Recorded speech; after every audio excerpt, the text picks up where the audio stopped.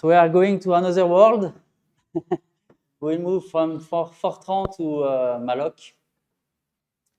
So not too much malloc in Fortran most of the time, but in C, C++, Python, they might be quite a lot. So there can be some problems with that. And of course, we need to profile to possibly find the problems. So here I will take a moment to discuss the problems which can arise with malloc.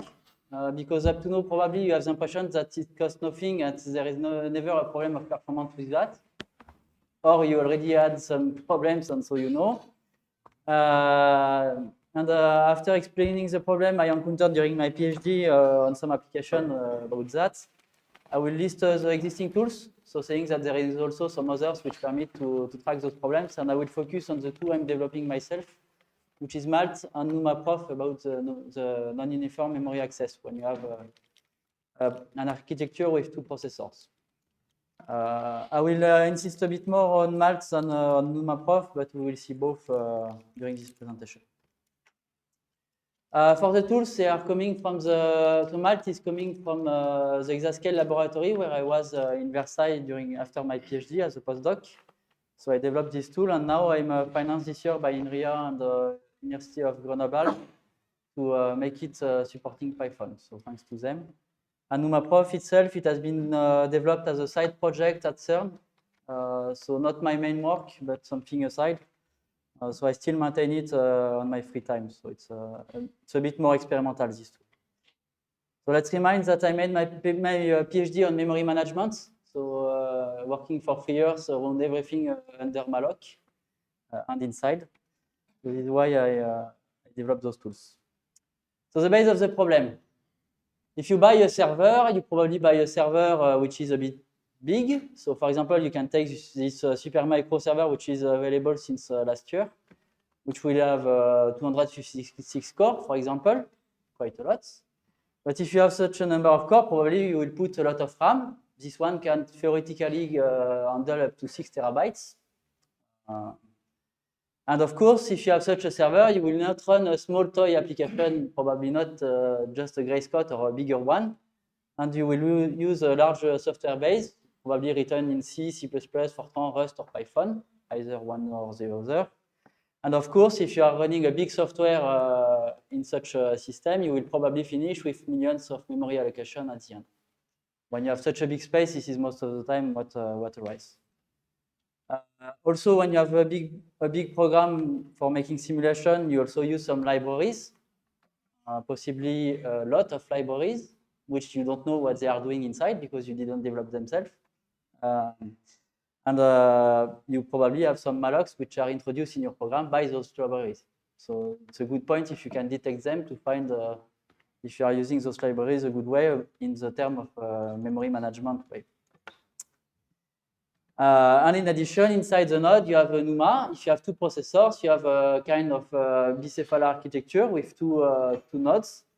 I will detail this a bit later, which can impact the performance quite a lot.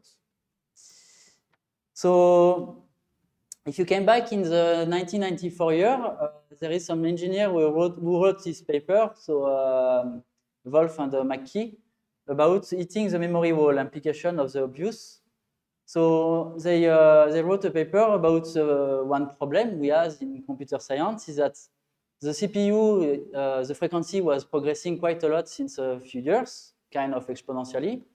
But the problem is that the memory on its side also progresses exponentially, but with a lower factor, which means that in some ways the CPU is going high, where the memory is going, faster but slower compared to the CPU over time. So over this time, some people have put some cache hierarchy inside the processor, mostly Intel, AMD, etc., to try to balance this gap which increased between the RAM and the CPU. So in some ways, they succeeded to fulfill a bit this gap, but still there is a lot of troubles which can arise from the memory management part. We will see also some other problem on Friday. I will focus only on the malloc one for today. So in some ways, since my PhD, I have a small sentence which I'm saying all the time. you need to well understand the memory behavior of your application, mostly if you want to do HPC. Also, if you want to do others, but this is more important in HPC. I will show you now.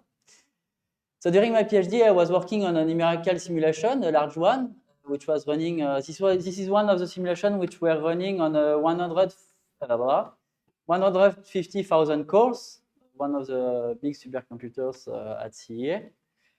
And the goal was to tune the memory management part because there was, of course, a lot of problems. This code was 1 million lines of C++ code written by some physicists. So they did their best, but when you have such a large code base, of course, you made mistakes. Even if you are the greatest programmer of the world, you are sure to make some mistakes on such a thing.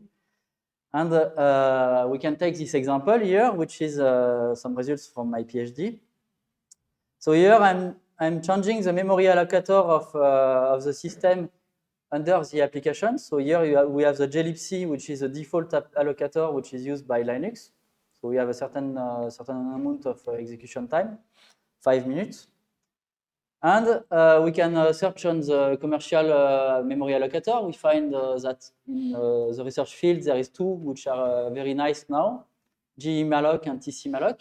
tcmalloc, which is done by Google, and gmalloc, the guy is now working for Facebook.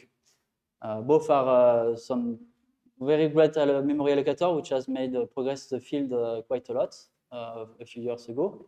So we tried on this application, and we see this. The time is passing from 3,000 to 3,050 or 4,050 seconds. So 35% of time increase, where we could expect by changing the allocator, it's either better or either just a few percent with change. We don't expect such a large gap. So during my PhD, I was searching to analyze this problem and try to find from where it's coming, why there is some issues like this, which I will not detail here because it's not the goal. But let's say what I want to say with this chart is that there is some big gaps which can arise. And during my PhD, I was able to get those results. So not considering the NUMA effects to reduce the execution time by 20%, so improving the performance of the application. And by taking care of the NUMA inside the memory allocator, so making a parallel and NUMA-aware memory allocator, dividing by roughly a bit more than 2 the execution time of the application on a big NUMA server.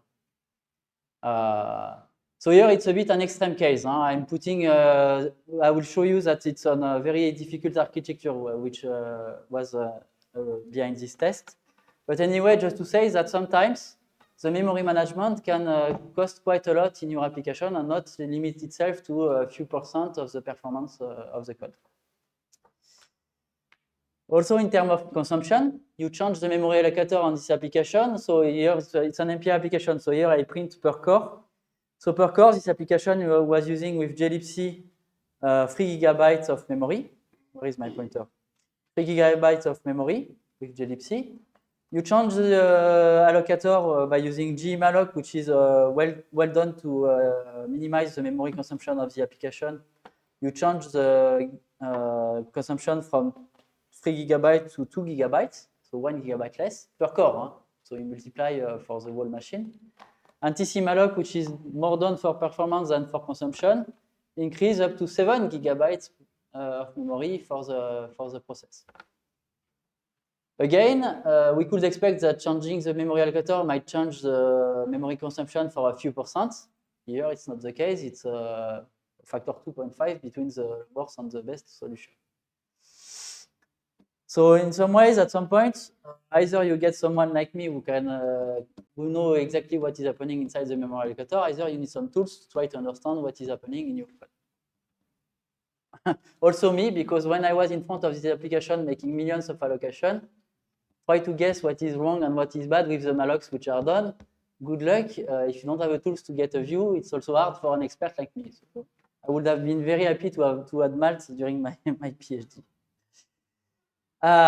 So just to say that today the goal is to provide a profiling tool close to Valgrind or Vtune. This is some tools we have to measure performance in the profiling domain. But for memory usage, up to now, we had mostly, I will show you just a few tools which are relatively poor with a few metrics. So I tried with Maltz to fit this gap and provide something a bit more, with a bit more metrics. So the goal of Maltz is two things. You have a process, an application which is running on a supercomputer and you don't have enough memory to run this application. So you want to know from where your memory is consumed in the code. Otherwise, you want to understand the performance impact, like for the chart we have seen before, why your application is doing so many mallocs, and probably you can remove some of them. If there is millions, there is probably some which are useless. And possibly, depending on how you use the tool, but here you still need a bit of expertise to analyze if there is some mistakes with the memory layout of the application. We'll show you some example in the demo. So the goal of the tool is to answer a few questions about each malloc which is done in the code, where they are done in terms of source code, on which line of your source code they are done, what are their properties, which I mean the size, the lifetime, or this kind of stuff. If there is some bad patterns which are done, the leaks, we have already some tools to do that, but Maltz is also able to do it. And also to track the global variables on TLS, because, for example, the Fortran developers, they like to use a lot of global variables. And most of the memory tools, they don't provide the list of global variables with the memory attached to them. So Maltz is one of the tools doing that. Sorry? Yeah. What is a TLS? TLS, so thread local storage.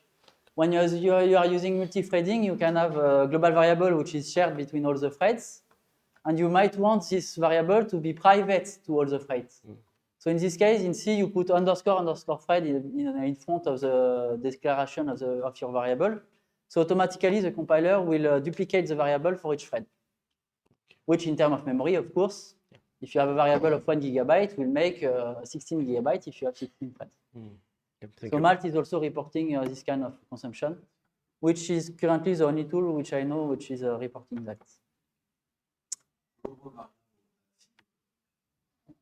Global variables, there is some tools, but it's rare to have them. TLS, I don't know others. Anyway, global variables, if you can avoid, it's better. Still, there is a lot in some codes, so it's like this. Life is life. So what I want to detect in my code, if I take a small example, I want to detect the global variables like I said, or the TLS. TLS, maybe I can show you an example. TLS, this is just making, I forget if it's in front, but you put underscore thread here, and you have a TLS. Okay.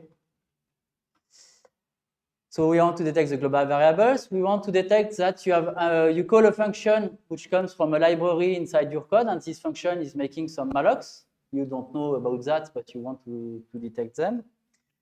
You have some leak. Here I make a new allocation, but there is no delete at the end of the function, so I lose it. I want to detect also that there is some very large allocations, which can be a limitation if I want to run somewhere. And sometimes there is also the short life allocation in a loop. If I do malloc free, malloc free, malloc free, malloc free, malloc free, maybe it's better to take out the malloc and put it outside of the loop in terms of performance. Here it seems naive because it's written like this, but with C++, it's quite often to have some mallocs generated for you by the templates, etc., without you being aware that it's there. So in terms of tools, I will list now the existing one because of course there is some. One tool you might know is Valgrind memcheck, which is reporting you the leaks. Leaks and making some memory checking, which Maltz is not doing. One problem with Valgrind is that it's not parallel. It serializes the threads, so it supports the multi-threading, but it makes all the threads running one after one, which means that if you are running on 64 cores, you are 64 times slower. In addition to the emulation it's doing, so you finish with a factor 100 slowdown to make your measurements. Otherwise, you have a plugin in Valgrind, which is massive, which is giving one of the things Maltz is giving to you. It's the memory consumption. So you have the chart with the memory used over time, the peak here, and the list of snapshots. So it takes a photography every, I don't know, every moment, every, for example, 10 seconds. It takes a snapshot to know which function is consuming the memory at this moment. Okay. The problem with Valgrind with Massif is that, of course, if your peak is happening between the two snapshots, you miss the peak. Okay. So in Malt, I have another algorithm which ensures that I get it. You have also Google App for Profiler. So with TCmalloc, there is a kind of a small profiler which is coming in it. For me, it's very difficult to use because it only provides a kind of graph like this with the call graph we annotated with the number of memory allocation and the size it's using. Some people say they are able to use it. Me, frankly, I found it very difficult to interpret in terms of what I should improve in my code.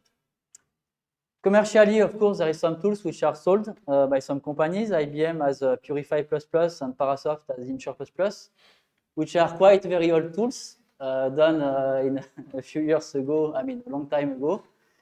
So they are still sold, so some people might still use them. Purify, I forget which one. One of the two is running only on Windows and the other one is running on both. But anyway, they are quite old in some ways.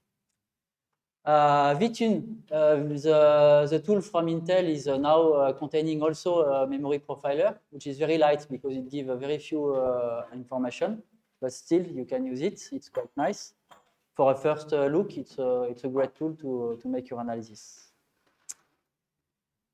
And if you are using Visual Studio Ultimate, this is on Windows only, you have a memory profiling tool which is also embedded in the IDE. But again, you need to pay quite a lot to get it, and it's only on Windows. So in the open source world, there is not much things. So I wanted to make a tool which is a bit like the couple Valgrind, KCacheGrind, because I like it a lot for the performance management, but for the memory profiling. So at the beginning, I wanted to make it inside Valgrind, KCacheGrind, but at some point, I seen that I cannot put everything I wanted. So I make my own tool outside independently. So the idea is to map the allocation on the source code, as I will show you later. We can detect the memory leaks, detect the memory peak, and which function has been called at this time to allocate the memory at this moment. We can count the allocation for every call site, get the sizes for every call site in terms of minimum, average, and maximum, and having the lifetime for every call site to have the minimum lifetime, average, and maximum.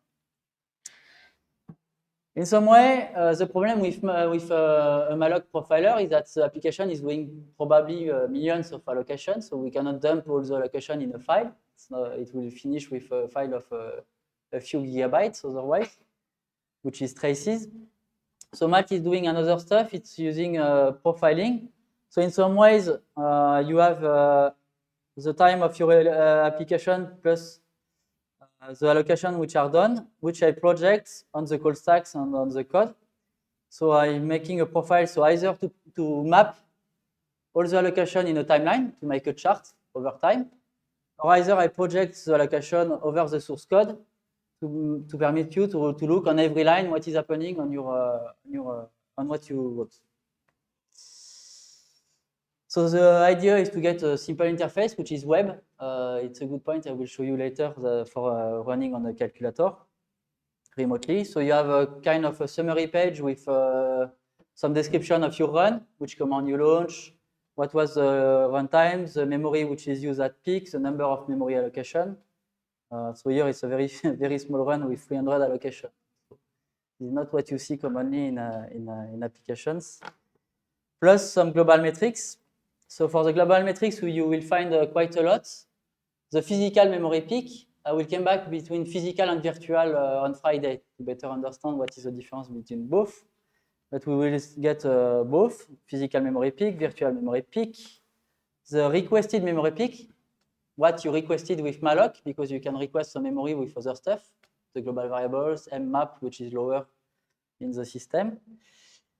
The number of allocation. You have also the recycling ratio, the number of time you reallocate your memory. If your application is doing some cycles going up and down, if you make it 10 times, it will say you 10, that you allocate 10 times your memory. which in terms of performance is bad. Ideally, you should allocate once and then keep your memory on, if you can. The global variables, TLS, and allocation peak rate, how many megabytes you allocate per second, because if it's too high, sometimes the system, I will show you on Friday, can give you some limits. The tool is try to give you some hints. If some metrics start to become too big, it puts some red warning, and you can put your mouse in the small panel, and you will have a description on why it might be good to look on this metric. You will find also the number of allocation per threads. If you have a multi-threaded application, maybe you want to look if one thread is making all the allocation or if it's distributed over all the threads. I never made some optimization about this metric, but it helps to understand what your application is doing and how it behaves in practice. The more interesting view of Malt is the source annotation. Here you will be able to find the list of functions. You have a bit like Kakash-Grind or most of the profiling tools, the list of functions with their cost. You can select the metric you want, and you have here the source code annotated with the metric you selected with some, the hotspots are put in red, so it highlights you what you should look at. You have also the call stack. If you click, for example, on this element here, you will have the call stack which has led to this location with the metrics associated to every step. So with this, you can walk in your code and try to find what is possibly problematic inside. So in terms of metric, you will find all those metrics. This is quite a lot. So in practice, you have 4 metrics to analyze the block size, with allocated memory, allocated count, minimum alloc size, minimum average allocation size, and maximum allocation size. So everything to look about the sizes of your application. You can also track the free. Most of the tools, they permit you to track the alloc, but not where you free the memory. Sometimes it's useful to see that. The global peak. So at the peak time, what is the memory consumption of every function? So you can find which function is consuming at that time if you want to reduce the memory footprint of your application. The lifetime, if you want to find the blocks which live for a few cycles, for example. If you make malloc free, this is with this metric you find them. Which function are allocating many times their memory. And also to track the realloc, even if most of the people don't use them too often, so it's not a problem most of the time. You find also a graph representation of your call stack, again annotated with some colors to follow the hotspot. This has been done by an intern at CERN. This is part of the implementation, Mehdi. And you have some time charts to analyze the dynamic of the application, of course, because probably you have some phases, sometimes where you allocate a lot of allocation at the beginning, plus your computation where normally you don't do allocations. So you can look on that. You can find the distribution of the sizes you are allocating in your application. We will see on Friday that if you allocate too many small blocks, there is some problems with malloc in terms of memory consumption.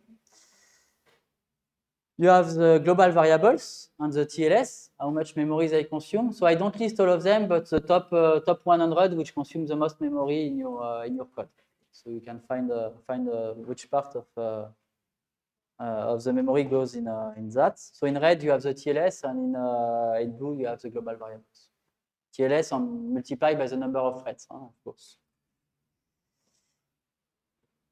So let's apply it on some real cases just to show a bit what we can detect with Malt, some example on real life. So I will take RVBP. This is a CFD simulation done by the Surfax. So I made this test a long time ago when I was developing the tool in the laboratory I was on. I got a friend who was working on the GPU part of this application, and at some point, he was noticing that by growing the size of the mesh, the application was passing 5 minutes to start. I think it was 5 minutes, something like this, to start, depending on the size you choose. We see here 230 seconds. So roughly 5 minutes to start, and then a short time to compute. the question why it's slow. So he was searching in the computation. There was nothing in the computation. So he came to me and we passed the tool to run. And in the allocation rate graph, over time, we see this. Over time, we have a peak and we allocate up to 5 gigabits per second. So we have something which is doing malloc, malloc, malloc, malloc, malloc, malloc, malloc, malloc with a big volume. So probably malloc free, malloc free, malloc free because the memory is not going high. So we can search with the metric the amount of allocated memory in sum, which will show that here we have a line in Fortran where we have some allocates allocating 57 gigabytes of memory in sum. So summing all the mallocs which are done here. And if you look correctly, we see that it's doing alloc, then allocates. So we alloc some memory. Here we are copying an array. Here we deallocate and we do again. Allocate, copy, free. It should make you think to something. A pattern which is well known, which is Reuse the memory. kind of realloc. If I allocate copy free, it's probably that I'm reallocating a segment larger with more elements, copying the old one which is smaller in the bigger one, and freeing the old segments. Okay. So you should say that, yeah, but why they are not using realloc? They are not using realloc because in Fortran you don't have realloc, so you are forced to make this if you want to make growing an array, which is a bit a problem because if you do it too often, then you start to hit some problem about performance. And this is exactly what is happening here.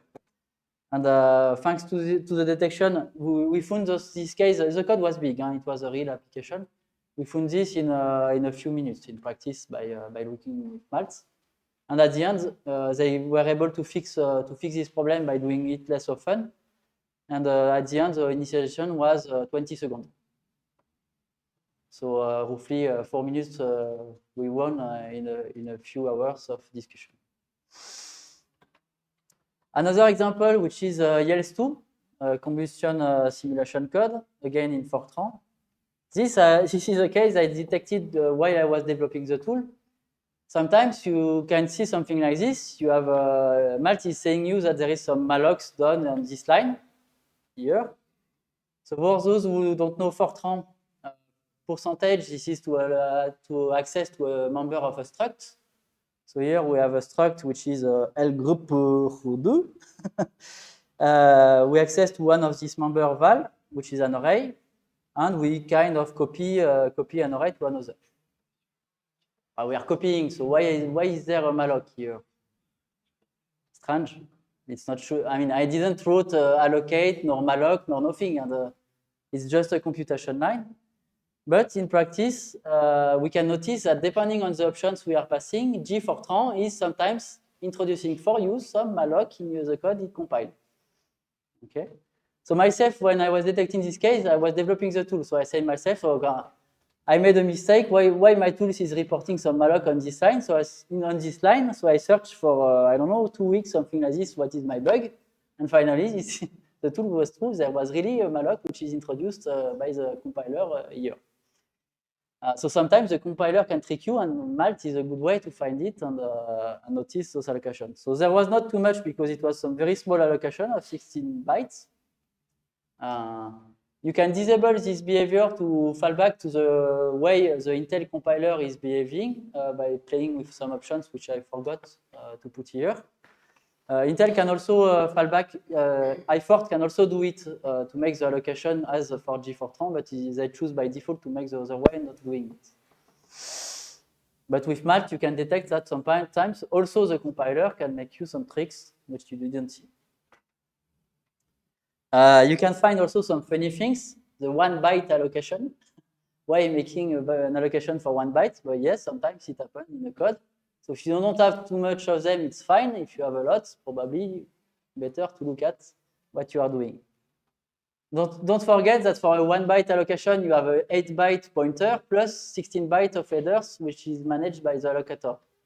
Which means that for 1 byte, you have consumed probably more than 32 bytes in your application.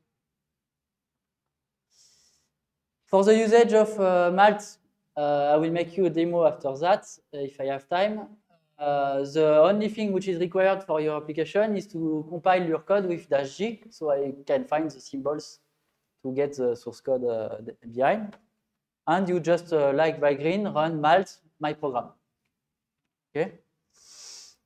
And so it produces a JSON file as a profile file, and you use a web view, which is malt-webview.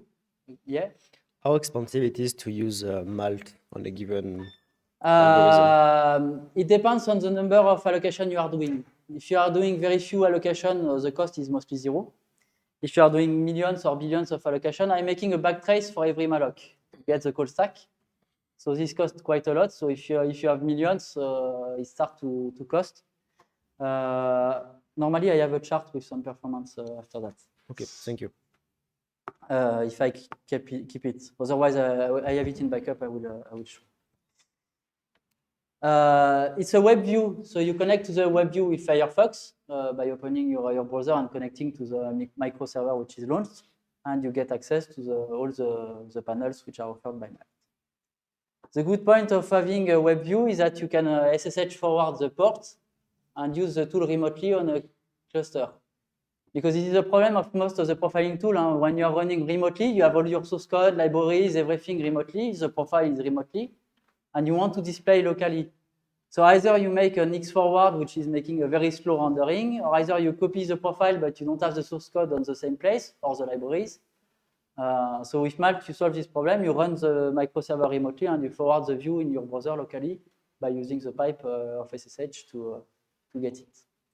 So in some ways, it makes it like this. You have on your remote server, you run Malt, you get your source code, the JSON and the libraries, and you just run the web view and pipe it via a tunnel from SSH. In terms of security, instead of using a port, you can also use a file socket. So you have the protection of the access right locally instead of opening a port which is open to anyone. In the Python world, if you want to profile Python about memory management, I'm currently adding the support in Malt, but there is also some other tools existing, so I will list them here. There is Memray, which is a very nice tool. It's very simple to use. You just use as Malt, Memray, your application, and you start to get some profiles. The documentation is very well done, so you can go to their website. There is a very nice description plus some examples on how to use it. So I will not explain too much here. The view is quite restricted. You have the list of functions for the memory consumption instantaneously, or flame graph after all, and plus time graph of the memory consumption of your application over time. So for me, Malt offers more things, but for Python, I'm not yet totally ready. So it's ongoing work. You have Scalin also, which is a nice tool to profile your Python in terms of CPU, memory, and GPU, if you have GPU. Scalin is giving you only the hotspot, so the top functions which are consuming the most cycles. So it's interesting in some ways, but it don't provide you a full view of what is happening in your code. There is one interesting thing in Scalin. If you are using Python, it reports you where you are making some memory copy. So if you are making too much memory copies, Scalin is a very great way to find them quite easily.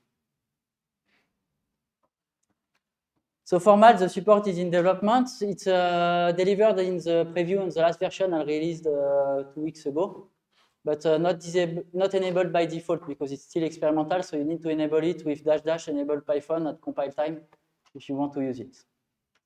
Normally, it supports Python 3.11 and the next version plus Anaconda without requiring a rebuild of Malt on your platform. Let's say that currently I have a lot of overheads because Python, if you launch just an hello world example, you have 1 million allocation. So compared to what you are seeing in C++, it's stressing Malt quite a lot. So I had a lot of effort to do to optimize the tool to run on this kind of language. But it starts to be able to do it, but yet with a big overhead. So to balance the overhead, Malt has different profiles. From the one which is giving less details to the one which is giving more details. by default, I try to give a balance 1. So you can play with -- profile and use, so there is a command -python -profile, and you give the profile you want to use to get more or less details depending on what you want on your analysis. So I will stop here on Malt, and I will move on the other two, which is about NUMA. So NUMA, non-uniform memory access. What is this thing? I will remind. So if you have two CPU on a machine, you have two solutions. Either you make a single link. Where is my cursor here? Either you use a single link to access to link the memory to the CPU, but you will quickly understand that it's like the highway, it will be saturated. So the best approach is, in practice, if you have two CPU, to put half of the memory on the CPU 1 and half of the memory linked to the CPU 2, plus a link between both CPU to be able to access to the other one. Okay? So this is interesting in terms of architecture, but now as a programmer, you have to take care of what you are doing. So it's transparent to access it, but it's not transparent in terms of cost. This is what I will show you now. Here I show a simple example with just two NUMA nodes, which is very already not so easy to handle. But me, during my PhD, I was working more on this kind of architecture with 4 NUMA nodes, with a crossbar in the middle. So of course, if you start to access from this CPU to a memory which is here, it's quite fast. If you start to access to the memory which is here from this CPU, you start to take the crossbar. But if you access to the memory here from this CPU, now either you are lucky and there is a crossbar here in the middle, or either you have to pass in 2 steps from the first neighbor to the second one to access to the memory, which arise in one architecture we were using at some point, because I was running on, working on a workstation which was the Bull BCS, an experimental station with 16 processors. So 16 NUMA nodes in two-level hierarchy. So now, if you are on this CPU and you want to access on a memory which is on this one, you have a lot of jumps to do to access it. So you pay a very high price. So in this kind of case, you have to really take care in your program on what you are doing. Now the question is, yeah, I forgot this. You can say you have NUMA when you have multiple processors, but now when you have some processors with a lot of cores, like the Night Landing or some more recent Intel or AMD processors, they also split inside the processor with 2 NUMA nodes, 2 or 4, depending on how they are built. So you can also have some NUMA domains, even with a single processor, if it's a big one with a lot of cores. And in addition, Intel at some point had added some stuff, which is what they call the MCDRAM, so some memory with a very high bandwidth, like for GPUs, which were inside the CPU, so adding a new NUMA domain again in the loop. So when you are in an architecture like this, good luck to find what you are doing in your code and to find your mistake in what you wrote. How to use a NUMA node? If you are using a process which is bound to a single NUMA domain, so let's say you are using 4 threads, for example, or 16, as I'm presenting here. If I'm using 60 threads here, and I limit my process to run on a single NUMA domain, the operating system is taking care of the NUMA for you. Fine, you have nothing to take care. And ideally, you have to bound your process so you are sure it's not moving to the next domain. So if you bound it, it's fine. If you bound your second process aside, it's fine because nothing is moving, so everything is in the right place. But now, if you want to use a multi-threaded application and having a process which is in between both, as a developer, you now have the question to handle the NUMA domain correctly. Okay, and I will show you now how. Good luck if you do that. It starts to become a bit difficult, and you might be disappointed about the performance you get relatively quickly. So let's remind one thing I will remind again tomorrow in more details, tomorrow Friday in more details. You know that for the memory management, you have 2 kinds of addresses. You have the virtual addresses in which your program is living, and the addresses you are seeing in your void star pointer in C++. And there is the physical memory addresses, so the real memory which is under root. And in practice, the operating system is making a mapping between the physical memory and the virtual memory in terms of pages. Pages which are blocks of 4 kilobytes. Okay? So for every block, we have a translation between the virtual address of the block to a physical one. Now, in terms of NUMA, what is happening? If my thread 1, which is here, is accessing my array, which is here, if this thread 1 is on the NUMA node 1, the kernel, normally, the operating system should give you some memory which is placed on the NUMA node 1. I forgot one thing. When you allocate some memory at the beginning, it's virtual, which means that there is no physical pages mapped in your domain. Okay, so you ask some memory to the system, it tells you, yeah, you can use this memory, but I didn't yet decided where it will be placed in terms of physical. This is at the first access, when you will make the first touch, that it will give you a real memory which is attached to the location. So this is at that time, it chooses where it will be placed in terms of NUMA. So if the thread 1 is on NUMA node 1, it will go on NUMA 1. If the thread 2 is running on the NUMA node 2, the memory will go on the NUMA node 2, sorry. And if the thread 3 is not bound, and is sometimes on NUMA node 1, sometimes on NUMA node 2, where the memory will go?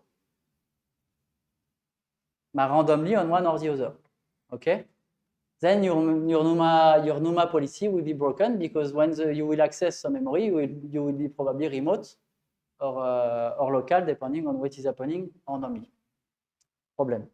This is a bit why yesterday I was saying I want to bound my OpenMP processes, otherwise on a big machine there is some troubles, in addition of the caches.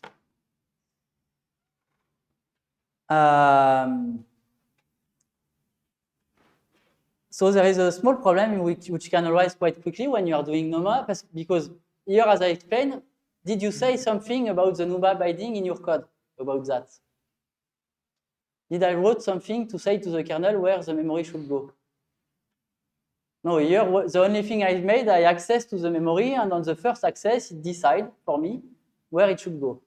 Okay, but I never wrote, I want this page to be on this memory, in this location. The problem is that when I'm writing a code like this, so I have, most of the time, this is what we are doing, we make a memory allocation, okay? We initialize the memory, probably with some 0 or anything of my data, and then I make some computation in parallel with OpenMP. There is a bad performance problem here, which is what? Any idea? We don't know which thread is accessing which memory. Yeah. Physical. So here, if I suppose I bound my threads so they are not moving, I have a small problem here because my memory has been first accessed at this code base on the memset. So the memset is making the first access, and the memset is running on which core? I'm not yet parallel when I'm doing the memset, okay? I'm at the beginning of my program, probably. I have no threads. So the first thread is making all the first touching all the memory. And then when I'm computing, each thread is taking a part of the memory, but the memory where it is? It is fully on the NUMA node 1, okay? So here I made a small mistake by not thinking about it, okay? I placed all my memory on the NUMA node 1, and my threads are accessing from NUMA node 1, 2, 3, 4, 5, depending on what I have. So in practice, there is a solution. This is to make normally, in terms of NUMA, you should make the first memory access the same way you will compute after that. Okay, so ideally, the initialization should be like this, also with a Pragma OpenMP on the loop, which is making the initialization. Let's say that this mistake is costing quite a lot, because this is an example on an architecture. For this example, particularly on a NUMA node, you are passing from 30, I forget it was seconds, to 15 seconds. A factor a bit more than 2, which I lost just because I forgot to put a Pragma on my initialization. It's a bit stupid. This is a machine with 2 NUMA nodes. If I have 4, 5, 6, it's again another story.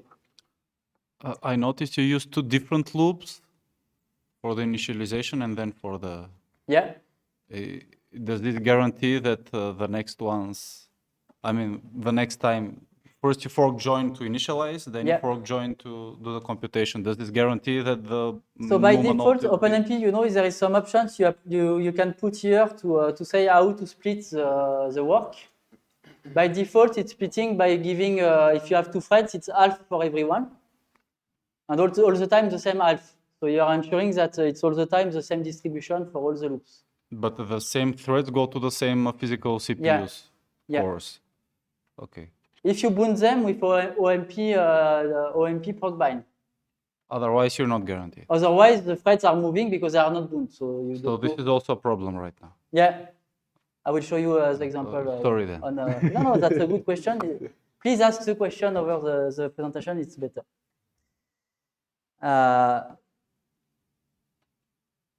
So yeah.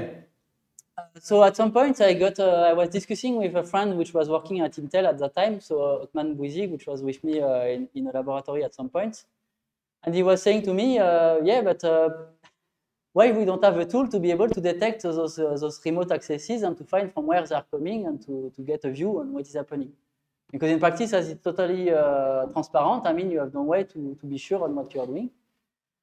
So we want to ideally, so he make me the Christmas letter, what he wanted, and so he wanted to know where the remote accesses are done, from which memory allocation they are coming, which is a faulty malloc in terms of practice, which variable is causing that, and where the first touch is done, where I decided where I place the memory. So this is, and in addition, he was working on KNL for Intel, so he asked me to also handle the MCD RAM to be able to check that we are also placing the data on the right place. So I made NumaProf, which is exactly built to answer this question. So it takes exactly the same idea of Malt.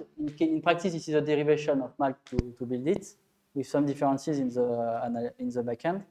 For the backend, it's instrumenting all the memory accesses, so all the load and store in the executable. So I'm making a kind of binary instrumentation with PinTool, which is a tool developed by Intel, which permits you to instrument the assembly, to disassemble your executable and inject your own code in place of the load and the stores. No need to say that the overhead will be high because of this. If you instrument all the accesses, of course, you have quite a lot. So the goal of Malt is to detect the remote accesses, the local accesses, of course, if they are fine, the MCDRAM accesses, where the memory if the memory is pinned, and if the thread is moving or not when he's making the memory accesses. This is the three metrics the metrics I'm trying to get with Malt, with NumaProf, sorry. So the overhead, NumaProf, no need to say that the overhead is very big.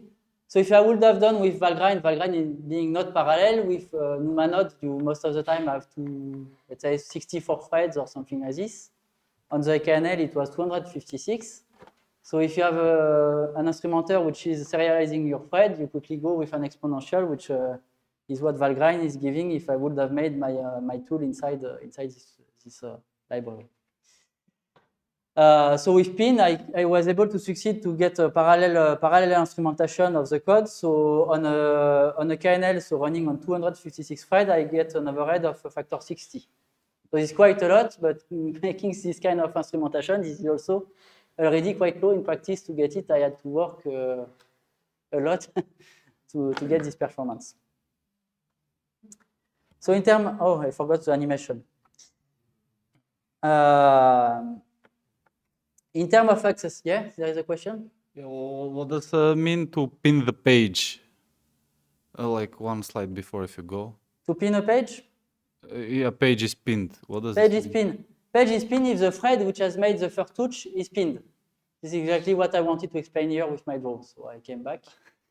So here you have two situations. Either your thread, which is making the first touch, is pinned to a location. Okay, so I'm sure of the location of the memory of the page, which I say it is pinned. Or either my thread is moving from one side to another when it is touching the memory, so I don't know exactly where the page is. It's random, let's say. So for me, this is a term of pinned or unpinned. either for the thread, is the thread moving or not, or is the page being surely at a place or not. Okay. So you guarantee that the page is pinned Yeah. by pinning the thread when you initialize it. Yeah. Okay. Our guarantee, the kernel can decide if there is not enough memory to move it, but I consider that in practice you are in a case. NumaProf is giving you a kind of theoretical view of what is happening, not the exact real view on what is happening on the machine. Yeah. So it considers that if your thread has been giving the right information to the kernel has made the right choice.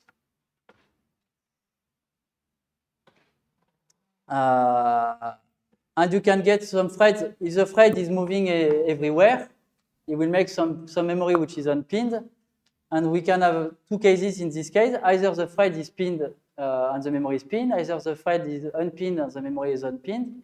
So you have a lot of combination like this, which is pinned, unpinned, or both being unpinned. If either the thread is unpinned and the memory it accesses is unpinned. In this case, it's totally random. The performance I will have.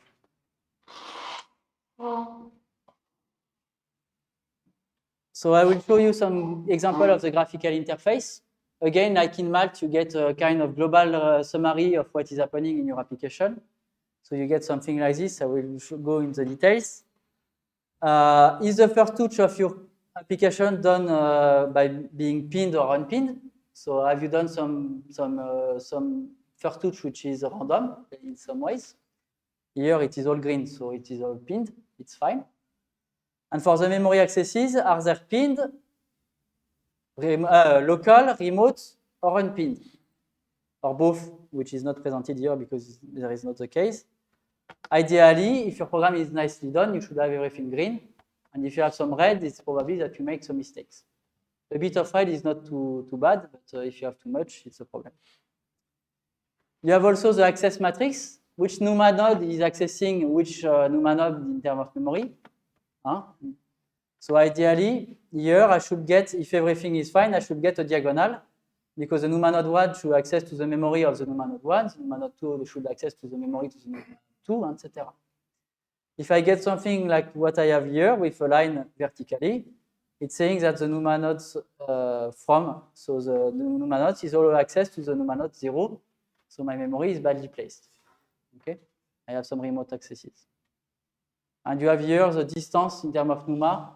This is interesting when you have a machine like me with 16 NUMA nodes to see if you're accessing to your night board or someone very, very far from you. You have also the number of pages allocated on one NUMA node to see if it's balanced or not. Ideally, you should get half of your memory on half of your pages on every NUMA node if it's balanced. Here, it's not the case. I have most of the pages on the NUMA node 0. You have also a summary per thread, which thread is making the remote accesses or the local accesses. This is interesting. Here we see it's a bit distributed, except for the thread 0.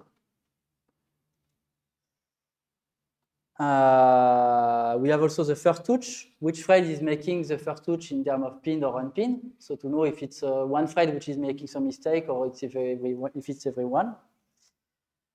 And in practice, if you make a better, if you make a nice example, the example I have shown you before with the memset and the for loop. This is, Here is the example with the memset and the for loop with the wrong case. And if I try to fix, to make the memset with the for loop with the pragma for the initiation and the pragma for the access, I get something like this. Not perfect. Why? Can I get perfect?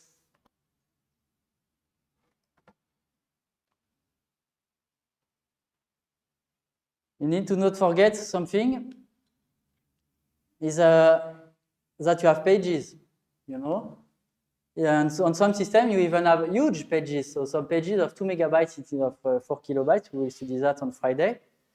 And if your array thread 1 is accessing something too small, it fits in one page, which is placed on one NUMA node.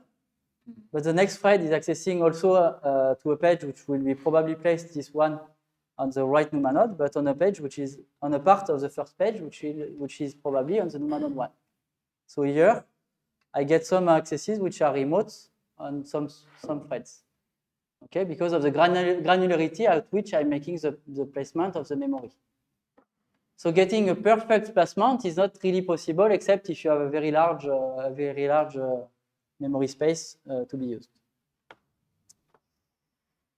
You also have some summary per threads. If you want to study each thread in details, which one is making access to what. You also have a log of the pinning and everything. And you have, as in Malt, the source annotation. So you can look on your source code what is happening with the annotations. And if you put your mouse on the annotation, you get all the metrics of this line in terms of remote access, remote local or unpinned accesses. This helps you to understand what is happening. I will show you the example on my pyramid example from yesterday. You will see I made some mistakes. If you don't have NUMA, the NUMA Prof has a mode which permits to emulate a NUMA on your laptop. Because to develop on your laptop, you don't have a NUMA machine. And to check your NUMA, you can do it with NUMA Prof just by using the -o emulate column NUMA equal 8. So saying that you emulate 8 NUMA nodes on your machine. There is a constraint, you cannot emulate more NUMA nodes than you have cores on your machine. Okay? Cores, I mean, physical threads in some ways. So I will show the concrete example. I will show directly on our application. So just to say, as a conclusion, the memory is not trivial. In large program, we have seen that with Malt, we have seen some very large gap in terms of performance. With NUMA, we have seen also that we can possibly, on a trivial example, lose a factor 2. So we'll see now on a more concrete example, which is the Gray-Scott school, the Gray-Scott example. Before, if you have some questions, before I go to the manip. Any question remotely also? No? So let's go to the example. No, there's no question here. So I am late because so I have how long we can take. I need to decide what I will show you because I will not be able to show you everything. So I will go inside the Jupyter notebook, Juniper. I will remove my profiles, not taking them. So here, if you take the memory machine, you will be able to play with Malt and NUMA Prof. It is installed, and you will see that there is some tiny simple examples here. There is a TP memory profiling where there is some examples with Malt to detect some different patterns, which are good and bad for the memory management part.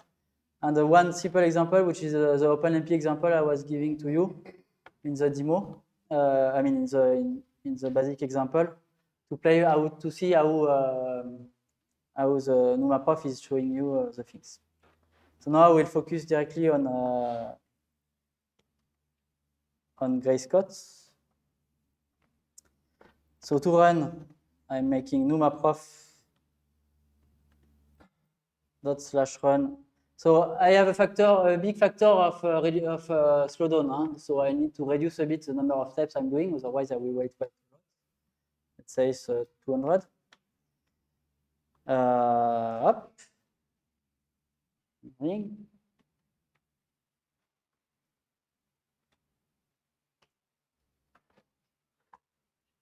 So you see here I have an overhead of a factor 30 after 30 or 60 roughly. This is most of the time the overhead of NUMA Prof. So I will run NUMA Prof -webview my profile file, which is here. So it's launching the small server and going. Sorry, I'm clicking here to open the browser with the view.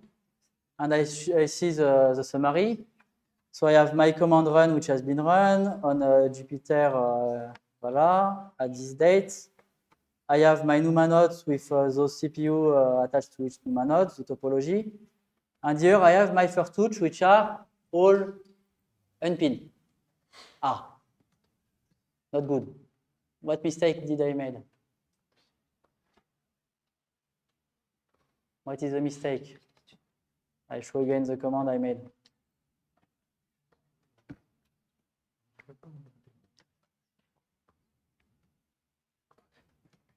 NumaProf./run -s 200.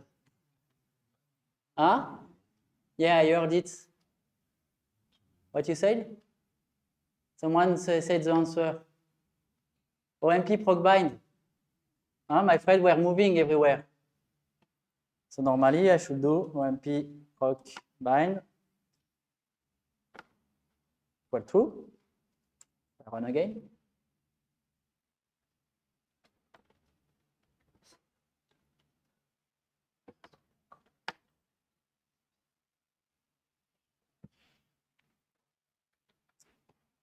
So now I can open the profile, which is 7474.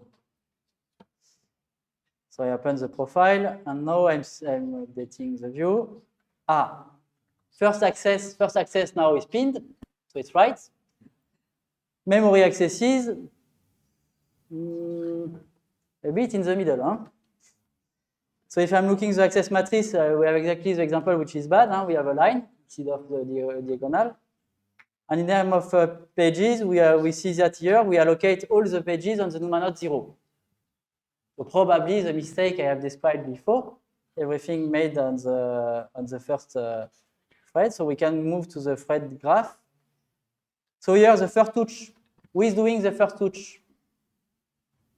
Thread 1 is touching all the memory, so clearly I made the mistake. Okay, and we can check in terms of access. In terms of access, we have all the threads making. We have a set of threads getting zero remote accesses, and half of the thread getting only remote accesses. The half which is on the other NUMA node, which is doing wrong things. So here I can go on the source code, and I can get access directly to the lines which are causing the problem. So in terms of accesses, this is this line here, which is doing the remote, the local and the remote accesses. So in this case, I will search where the first touch has been made. Okay, so I go to all first touch, and the first touch are all made on this location here. I have my matrix. I make a set. So NumaProf has the default. I mean the default, the defect. I'm not reporting you the call stack, but only the function. So this is a bit of a problem to make the analysis because you have to go up by yourself in your code. So in practice, you have to dig a bit with what you have done yourself. So in practice, this is the exact same example than what I was showing before. I have an initialization function in NumaProf, in Grayscott, so I can show you. If I go in Grayscott, src lib simulation.cpp, where I have all my main management, I have this function init basic. Sorry, I forgot to comment this here.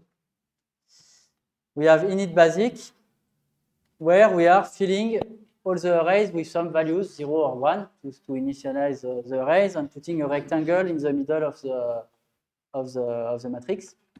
So I'm making this in sequential at the beginning of the application, not being bound in terms of threading. Okay, so wrong. One way to fix this placement, simply, I made a computation, useless, it will compute for nothing. I just make a step of computation at the beginning. Okay, this is possible. So I can try again. I build. Oh, fast, where I am. Sorry. So I just executed the old version without pinning without the right initialization, which is 3 seconds. Okay. So now I will compile again with the fix.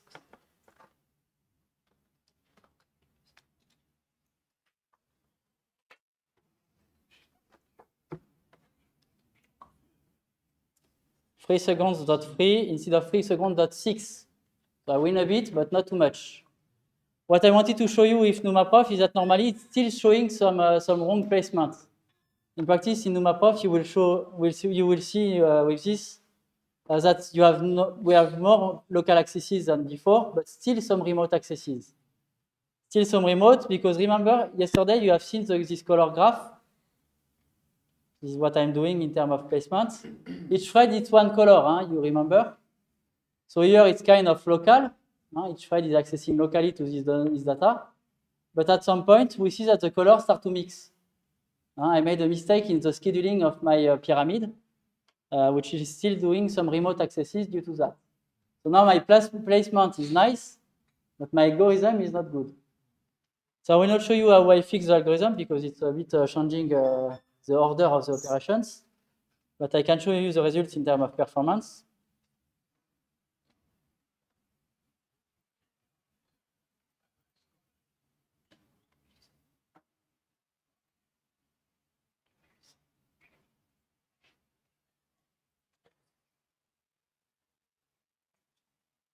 I will run again. So we were at 3.3 seconds. It's a bit short, maybe I should take something larger. 2.9. But it's already a few percent of win. So I have a chart I made with a longer runtime, I think. Where it is?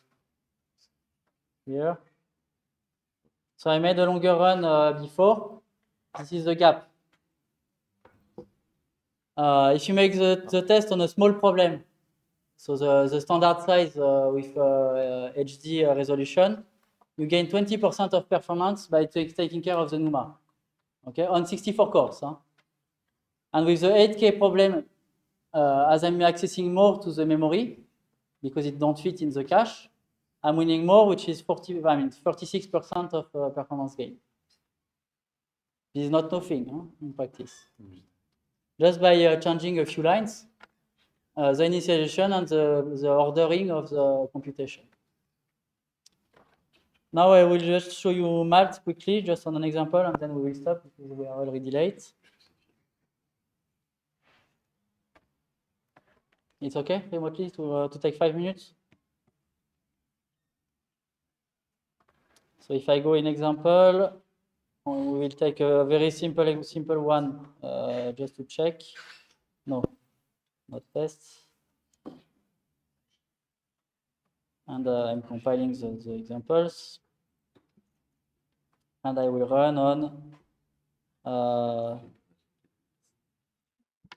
It's okay, the volume? Okay. Step 1. So I'm running Malt by using malt./ program.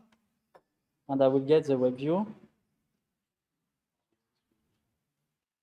So for Malt and NumaProf, there is an authentication which is requested when you are connecting to the web view. You can also skip it by using no auth, so it don't ask you any authentication.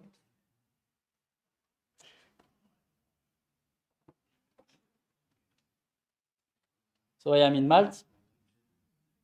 So here I have the summary of all my code. So I find the summary of the run, as I was showing. I have my metrics, so I can put my mouse and I get a description on why maybe there is a problem with these options. Here it's because there is a lot of global variables compared to the rest of the memory. So here, if we look at the peak is at the requested peak is at 8 megabytes. We requested 8 megabytes with malloc, and we have 64 megabytes about global variables. So more global variables than physical memory, than dynamic memory. So probably there is a problem. Here the size is small, so it's probably not a problem, but in a big application, it can be a ratio which shows something. The number of global variables, here I have a certain amount. You get also, I didn't show you in the slides, the top 5 functions for some of the metrics, which are the more interesting one.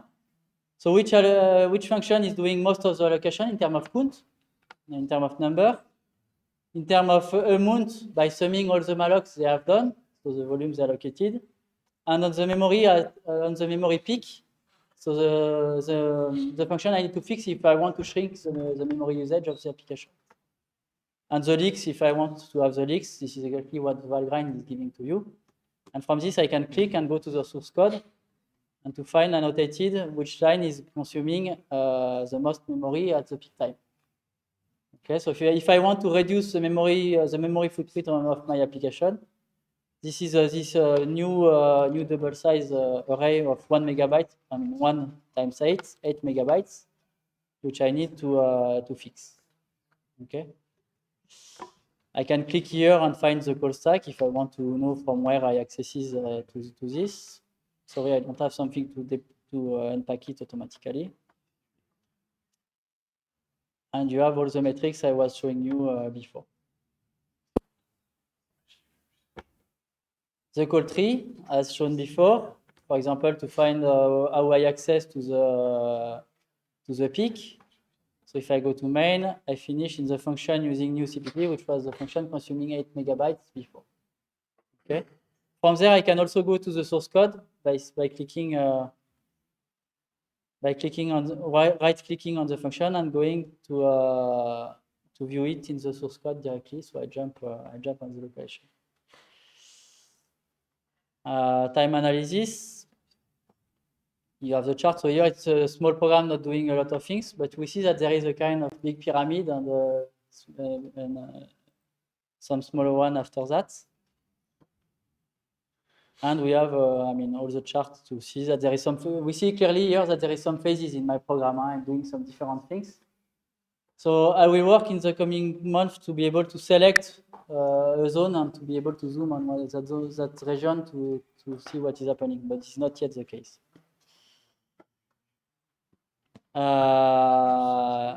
You have the allocated size as I was showing. So most of the allocation were 24 bytes, which is not very nice because it will consume a bit of memory. You will find some time charts of which size is allocated over time. So here, the first phase of the allocation of the application is using mostly some 10 bytes allocations. Then we have some bigger arrays, small one, some 1 byte allocation, and 6 kilobytes allocation at the end of the code. So you can see the dynamic of the code like this to try to understand how the things are behaving. You also have the lifetime. So in principle, the problem, I should put a triangle which is red here ideally.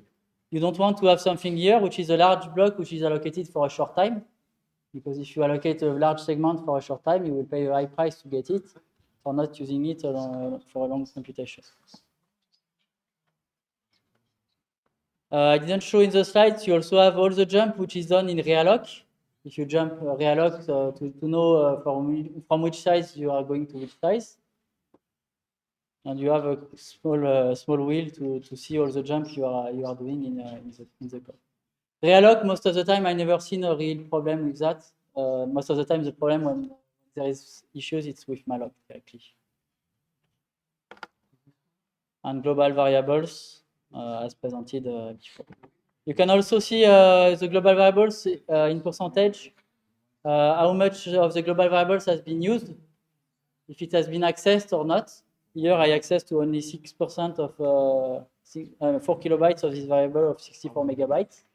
So a few percentage. So it's in virtual memory, but not physical.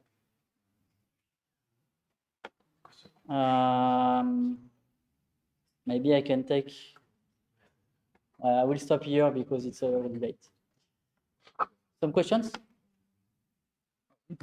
Can you show again which computations did you switch to? You said that you changed the order of some computations in this. The ordering? The ordering. Yeah, sorry, I forgot to show you. Thanks for the question. So before I was like this. No, I need the colors. Before I was like this, okay? So not having some remote accesses after the first steps. Need to advance.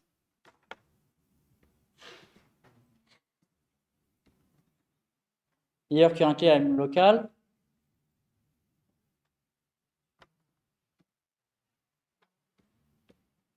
But now when I'm filling the holes in the between, we will see that I'm not local. There is some colors going to the other colors.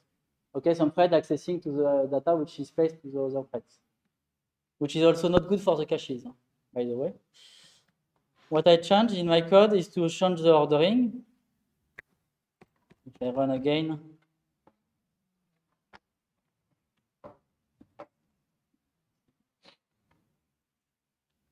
I compile again to get it. Run again. And now I play again with the new scheduling.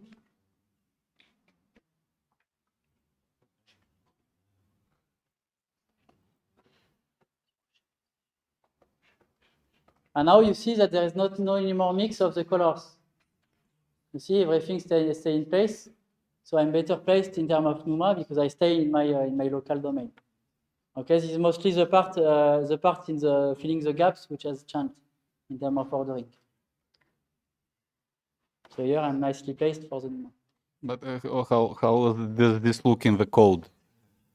Or it's too complicated for now? I mean, in the code, I need to simplify the code. So if you want, I will give you the code next week because currently I made a hack to make it quickly. So it will not be easy to show. But this is mostly changing the ordering of the calculation of the blocks I'm making. Any other questions? Yeah? The question for expert in the Discord. I'm not sure if it's a problem with Magic Plus or another thing. This is because you activated the rendering? Yeah. I will. This is on Discord? Yes. Question for the experts. So here this is because you activated the rendering with dash render and you don't have ImageMagick to make the rendering, the library which is used to display. And I have to have ImageMagick in my global environment or just the... Or you need to install it somewhere and to say where it is. Okay. But it's not another thing because it said skipping, and after that I have a seg fault. So I'm wondering if it's only Magic. You run on which station? You run locally on your machine? Yeah. Docker. No, this is in Docker. Yeah. This is in Docker. On Must? Yeah. So I'm up. If I go in the for. Build. But the command is in the Discord. Run. But I can run. This is a check or the rendering which is making the bug? Check. This probably check. No, I tried again without the typo. I didn't copy paste it. But I'll try with ImageMagick, but.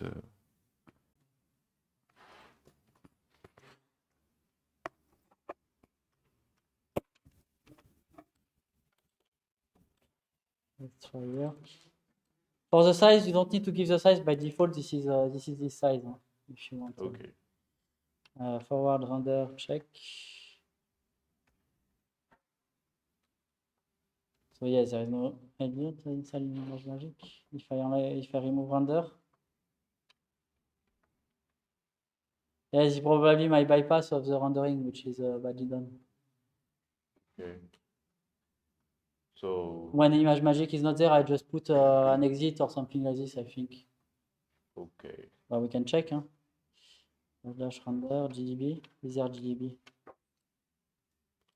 There is no GDB. Can I try locally?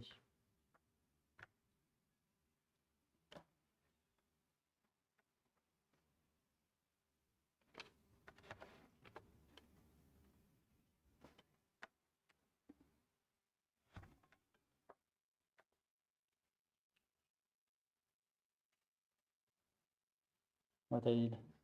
GDB, Charles. Ah non, mais c'est là, the typo. Check.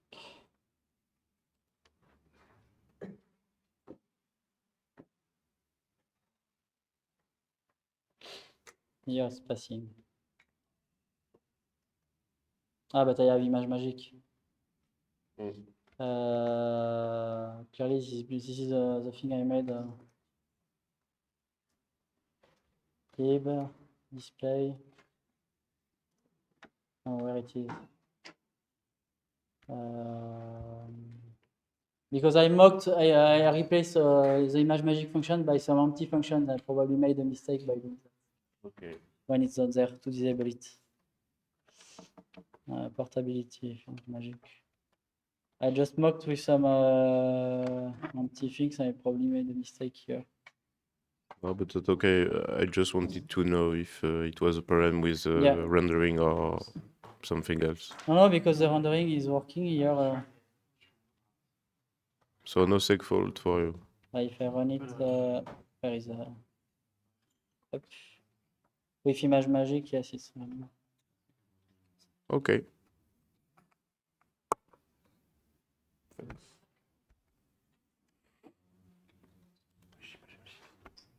So we will stop here because we are already late. Sorry, I cannot show you the example on the map-off. I will try to fix. Thanks.